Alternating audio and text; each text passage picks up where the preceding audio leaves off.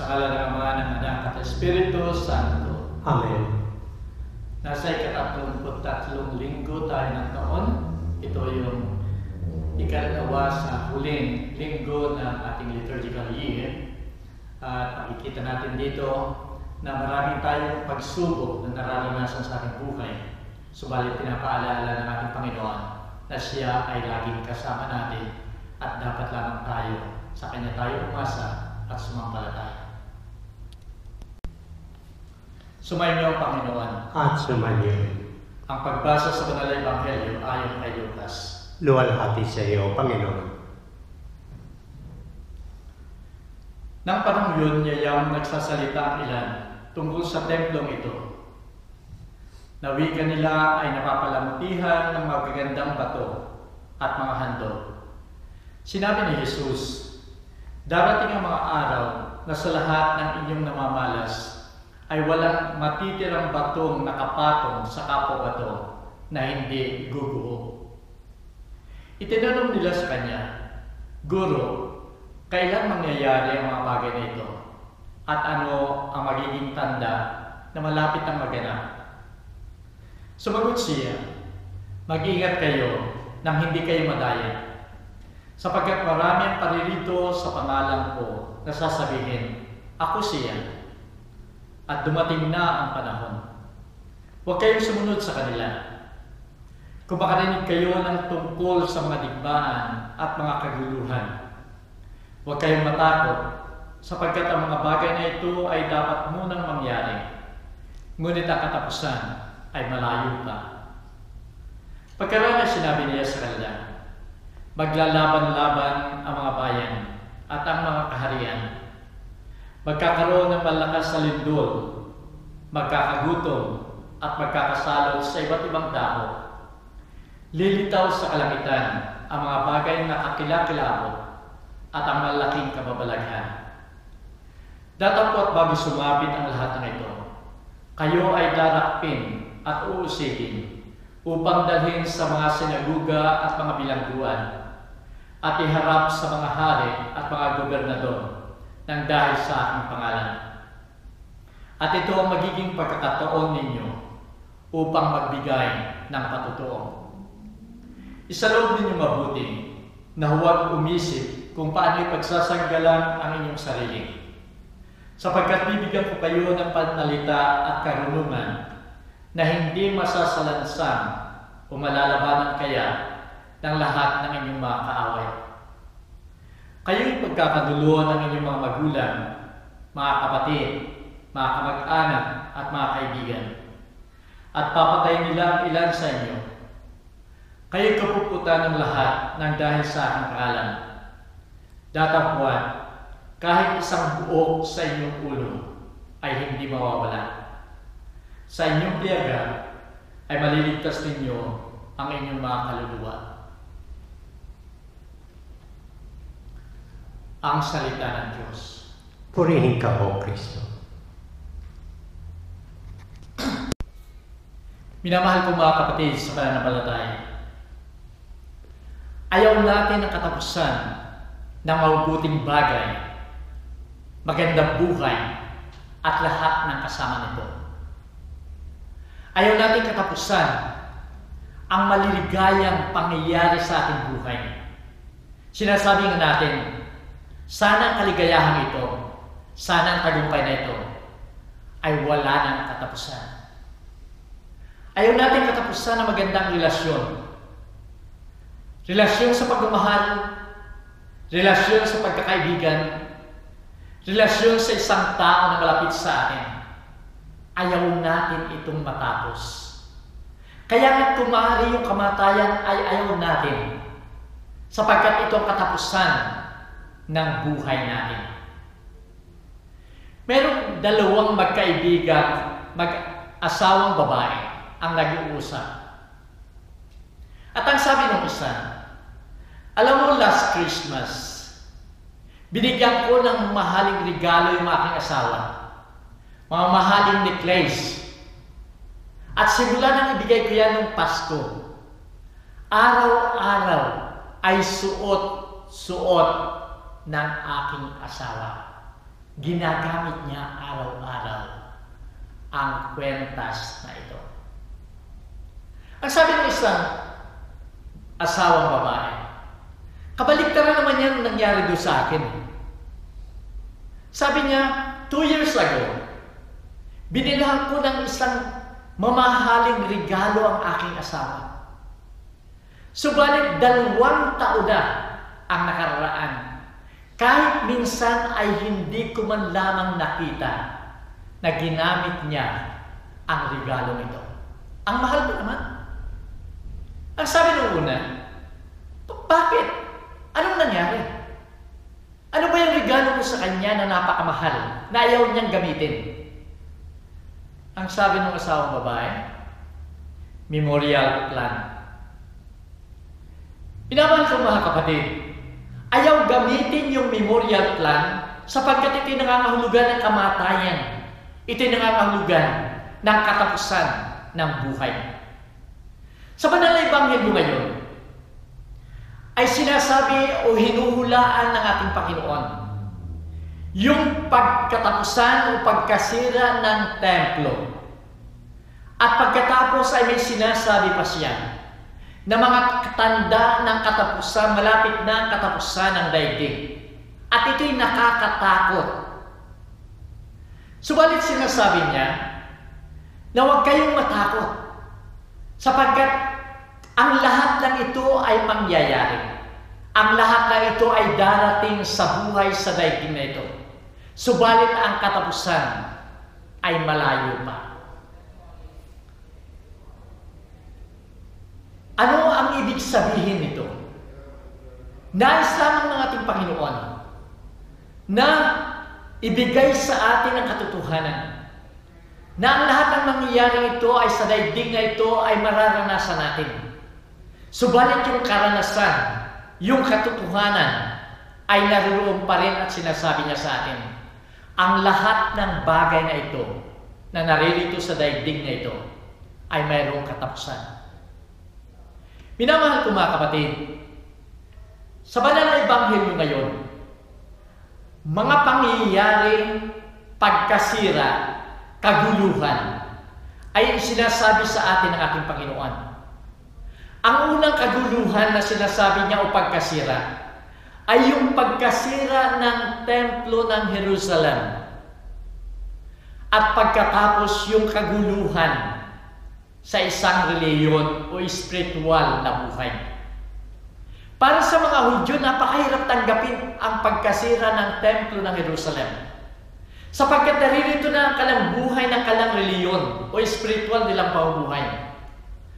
Para sa kanila, ang templong ito ay tanda ng presensya ng ating Panginoon.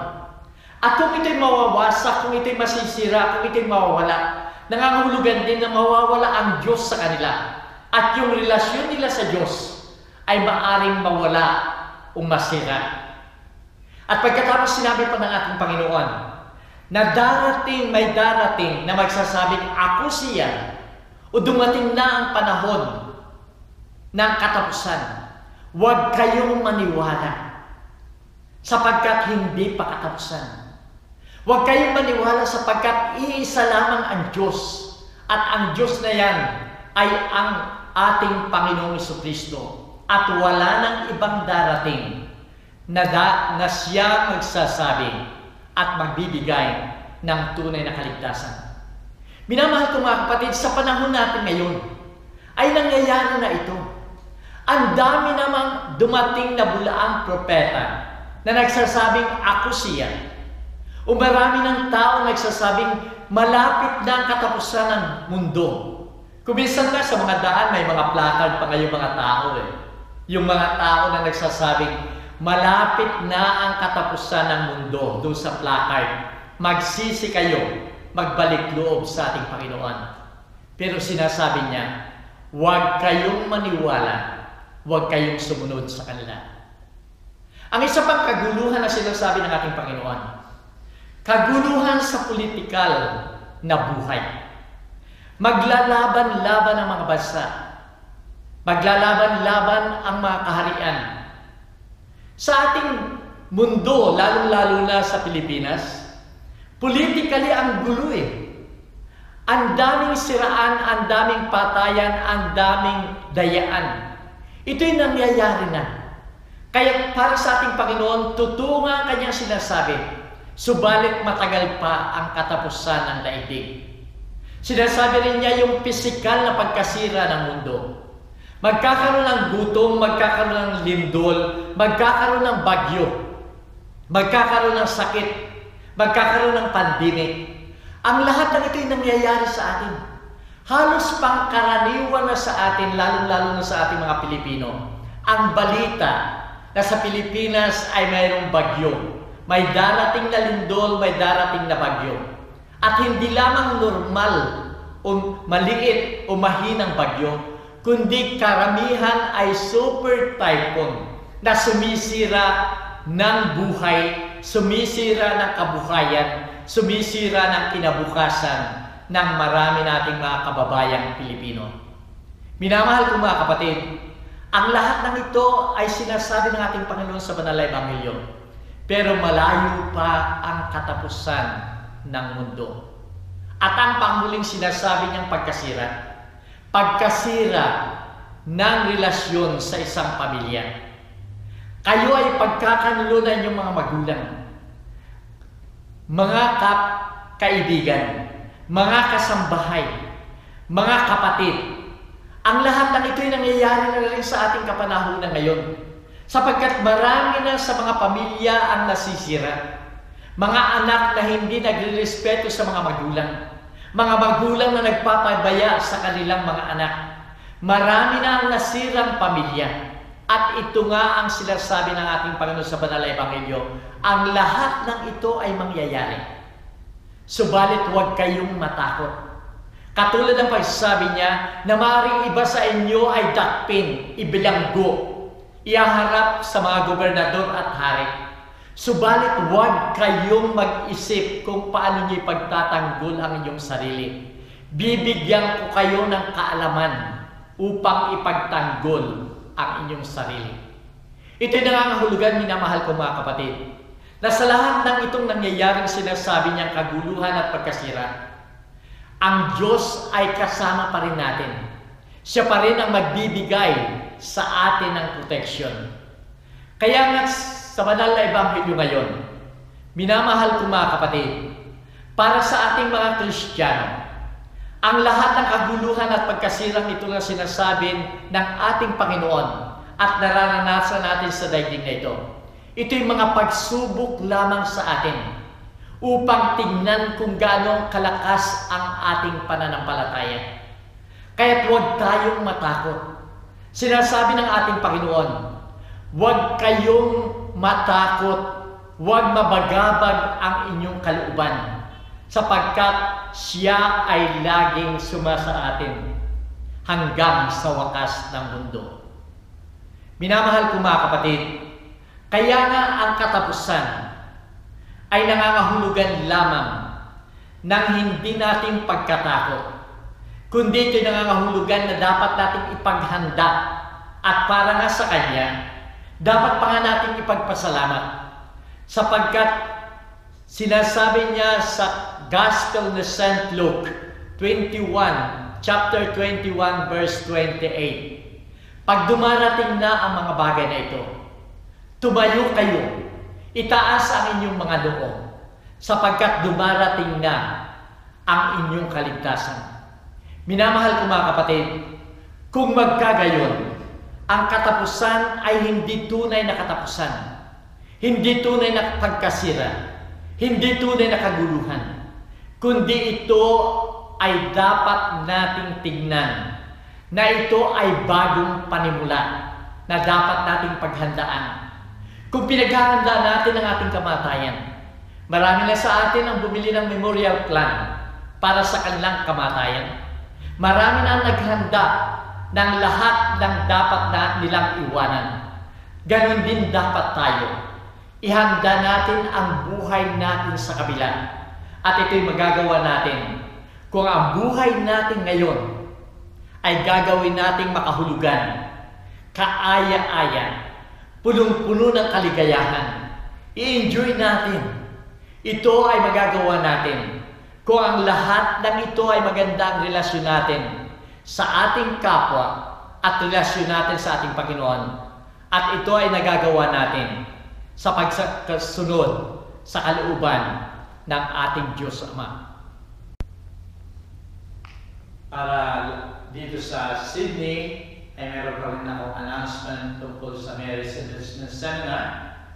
Pakitingnan mo lamang ninyo pagkatapos ng blessing. Sumayin niyo ang Panginoon. At sumayo rin.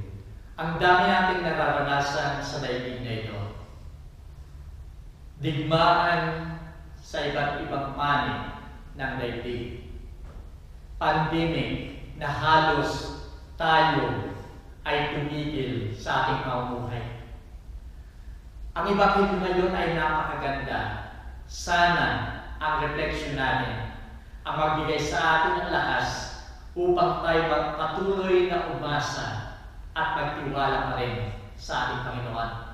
At naway pagpalain kayo ng makapangyarihan Diyos, Ama, Anak, at ng Espiritu Santo. Amen. Humayo tayo mamaya. Salamat sa Diyos.